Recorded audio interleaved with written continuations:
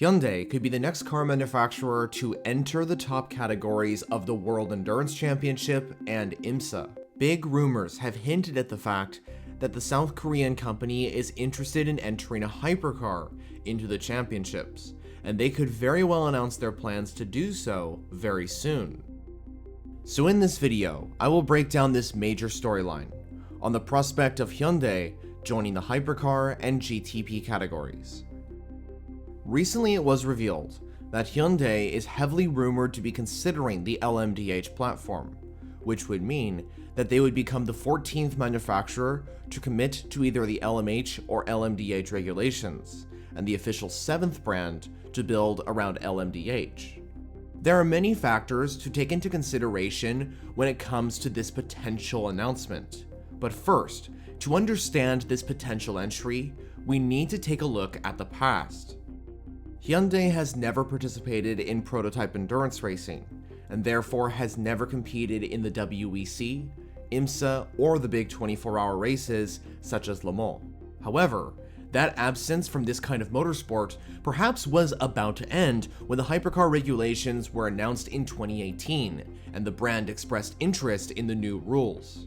The automaker was one of the first brands to consider the regulations when they were first announced. But like many other brands that considered these regulations, Hyundai never committed to join. And since those early rumors first appeared, there hasn't been any news on their involvement for quite some time, and the idea of a potential LMDh program was assumed abandoned. Well, at least until most recently in 2024, the rumors of Hyundai joining started back up again bigger than ever before. One of the factors which has seemed to pique Hyundai's interest is that the regulations of LMH and LMDh have been extended till at least 2029 in both the WEC and IMSA, which in turn allows for more opportunities and a concrete plan for the next few years of high-performance prototype endurance racing. Also, alongside Hyundai is McLaren, who seem to be more interested in the regulations now that they have been extended until 2029, and we could very well see the British manufacturer join at some point.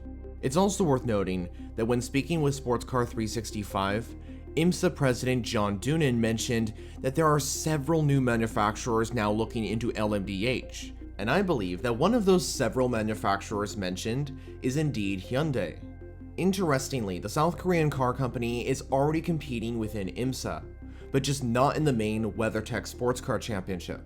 Hyundai is currently competing in IMSA's support series, the Michelin Pilot Challenge, with the car known as the Hyundai Elantra N, with 7 cars currently competing in the 2024 season.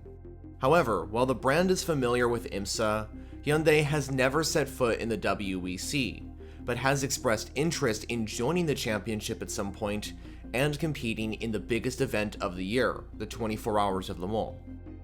It's also worth pointing out that Hyundai is one of the biggest car manufacturers in the world, and so they definitely have the capabilities of committing to these regulations, and therefore can go racing in the World Endurance Championship and in IMSA. According to motorsport.com, former Renault F1 team principal and now president of Hyundai Motorsport, Cyril Abiteboul, mentioned that the Korean manufacturer is, and I quote, exploring different categories, which implies that the WEC and IMSA are likely some of those motorsport categories being considered. If they were to commit to LMDh, it's clear that Hyundai would most likely join both the WEC Hypercar Class and the IMSA GTP Class. But what if I told you that the potential LMDh entries may not be badged as Hyundai cars at all? You see, the rumor is that the Hypercar and GTP entries would be labeled under the name Genesis. Genesis is Hyundai's luxury performance brand, which became its own company in November of 2015.